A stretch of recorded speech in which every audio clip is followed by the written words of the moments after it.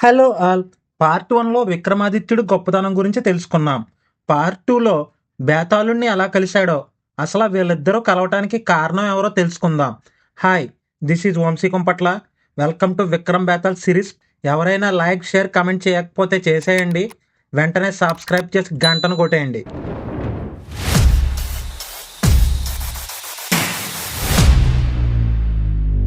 అవి విక్రమాదిత్యుడు పాలించే రోజులు. రోజు విక్రమాదిత్యుడు సభకి వచ్చి ఒక ఋషి దానిమ్మ పండ్లు ఇస్తా ఉంటాడు. అతనే శాంతిశల్యుడు. ఈ విక్రమ్ బేతాళ్ సిరీస్ పార్ట్స్లో మెయిన్ విలన్ శాంతిశల్యుడే. ఆ శాంతిశల్యుడు విక్రమాదిత్యుడు పరాక్రమాలు చూసి సభకి వస్తూ ఉంటాడు. అలాగే వెళ్ళేటప్పుడు రోజు దానిమ్మ పండ్లు ఇచ్చి వెళ్తూ ఉంటాడు. ఆ దానిమ్మ పళ్ళన్నీ స్టోర్ రూమ్లో పెట్టించేవాడు విక్రమాదిత్యుడు. రోజులు గడుస్తున్నాయి. తినకుండా అలానే దాచిపెడుతున్నాడు. అప్పుడు మంత్రి బట్టీకి డౌట్ వచ్చింది. రాజా రోజు ఆ దానిమ్మ పండ్లు ఎందుకు ఇస్తున్నాడని విక్రమాదిత్యుని అడిగాడు. అప్పుడు విక్రమాదిత్యుడు ఒకసారి ఆ పండు టేస్ట్ చేస్తానని వెంటనే ఆ దానిమ్మ పండ్లు తీసుకురా అని సైనికుడికి చెప్పాడు. ఆ దానిమ్మ పళ్ళు విక్రమాదిత్యుడు తిన్నాక ఇవి ఒక్కొక్కటి రత్నాల్లా ఉన్నాయి, టేస్ట్ అదిరిపోయాయని మంత్రితో అన్నాడు.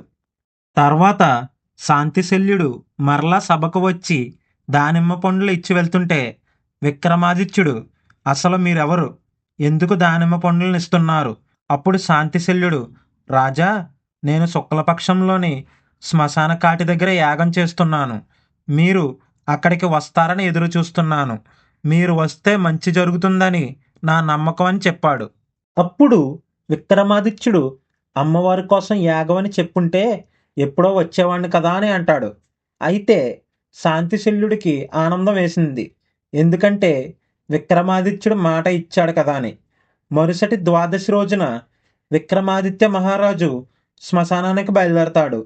అప్పుడు శాంతిశల్యుడు అతని శిష్యుడితో కలిసి మొత్తం అరేంజ్ చేస్తాడు. అయితే శాంతిశల్యుడి శిష్యుడికి ఒక డౌట్ వచ్చింది. గురువుగారు, ఆ రాజు మన యాగానికి వస్తారా అని శాంతిశల్యుడిని అడిగాడు. అప్పుడు శాంతిశల్యుడు, అతను అందరిలాంటి రాజు కాదు, వీర పరాక్రమాలు కలిగిన వాడు, తప్పక వస్తాడు. అందుకే ఈ విక్రమాదిత్యుని సెలెక్ట్ చేసుకున్నానని చెప్తాడు. శిష్యుడు, ఇప్పటిదాకా 99 మంది రాజులు ఈ యాగంలో దహనం అయిపోయారు. అతన్ని చూస్తే మన ప్లాన్ అవదేమో అనిపిస్తుంది గురువుగారు. అందరికంటే శక్తివంతుడు అవ్వాలని కాళికాదేవిని అడిగితే నువ్వు జరిపించే యాగంలో 100 మంది రాజులను దహనం చేయాలన్నదే ఆ అమ్మవారు. అంత శక్తి రావాలంటే 100వ మహారాజు చాలా శక్తివంతమైన రాజు ఉండాలి. ఆ పని చేస్తే కాళిక అమ్మవారు నీ కోరిక ఫలిస్తుందని చెప్పారు.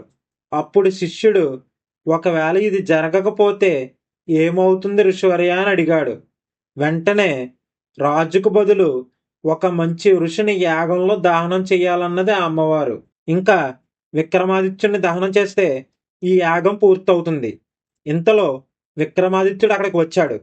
విక్రమాదిత్యుడు ఏమన్నాడంటే, అప్పుడు విక్రమాదిత్యుడు, గురువుగారు మీ యాగానికి ఏ అడ్డొదుపు లేకుండా ఈ యాగం పూర్తి చేసే బాధ్యత నాదే అన్నాడు.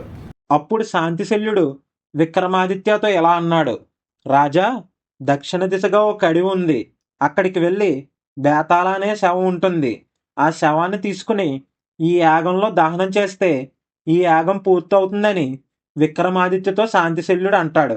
అప్పుడు విక్రమాదిత్యుడు వెంటనే బయలుదేరి వెళ్ళి ఆ బేతాళుని తీసుకువస్తానని శాంతిశల్యుడితో అంటాడు. శాంతిశల్యుడు విక్రమాదిత్యతో ఇలా అంటాడు, మీతో ఆ బేతాళుడు మాట్లాడదామని చూస్తాడు, కానీ మీరు మాత్రం మాట్లాడకూడదు. ఈ పూజకి భంగం కలిగిద్దామని చూస్తాడు. అయితే విక్రమాదిత్యుడు ఆ అడవికి వెళ్తాడు. ఆ తర్వాత ఏం జరిగిందో తెలుసుకోవాలనుకుంటే వెంటనే like, share, comment and subscribe చేయండి. ఇట్లు మీ వంశీ. జై హింద్.